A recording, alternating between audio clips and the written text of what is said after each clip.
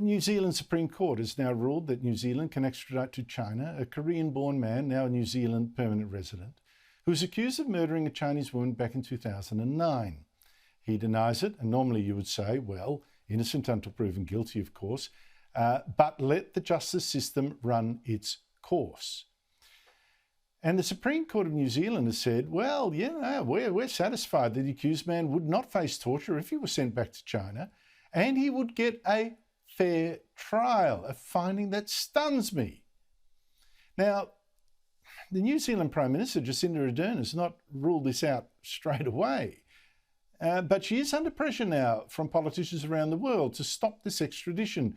Joining me is Simon O'Connor, a member of New Zealand's National Party and a member also of an international group of MPs fighting this decision. It's called the Interparliamentary Alliance on China. Simon O'Connor, thank you so much for giving me your time. Why shouldn't this accused man, Kyung Yup Kim, go back to stand trial in China for what seems a terrible crime? Well, look, from the IPAC, so that's that Interparliamentary Alliance in China group you talked about, has grave concerns about the judicial system, lack of oversight. It's also a concern of how this is going to manifest, if you will, to set precedents in the future for other people that China, or communist China to be precise, might want to extradite back there. So what's your problem here? Now, the Supreme Court has said, and I've got to say, I'm amazed at its confidence. It's confident that Kyung Yup Kim would get a fair trial in China. What's the problem with that then, that he stands trial and gets a fair hearing for this terrible crime? Well, every person should have a fair trial. And, this person should be held account otherwise, one way or another, for his crime. But I don't have confidence in the communist China justice system. We've seen that manifest in the two Canadian Michaels. You've had it with an Australian, is it Yang Hongzhen, who was sent back. There's multiple examples, Andrew, of people who are not well treated in the Chinese justice system. So with their conviction rate, which I believe is more than 99% in the courts, the penalty for murder in China is death or a minimum 10 years. Is this your concern, that effectively New Zealand will be sending this guy to a certain guilty verdict and either death or a very, very long sentence?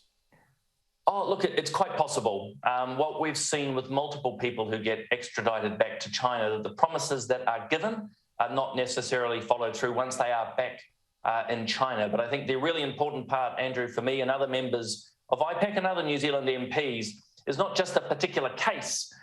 It's actually the precedent that's setting. How can we trust a system, an autocratic communist system? It's justice. We can't.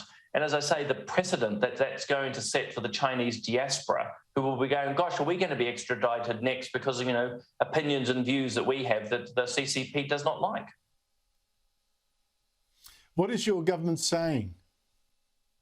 At the moment, very little. They're probably digesting what's happened, although some of the indications from the Prime Minister, Jacinda Ardern, is that she wants to follow the court's lead. But it's certainly my and others' hopes that the government of the day, the Labor government, will not extradite this person back to China for the reasons that we're discussing. Again, how can we have confidence in the Chinese justice system with the form that they've had to date? Well, if he's not extradited, the accused man, does that mean he will never stand trial, never face any punishment for a crime? I must insist, by the way, that he says he's not guilty, but that means he'd never stand justice for this?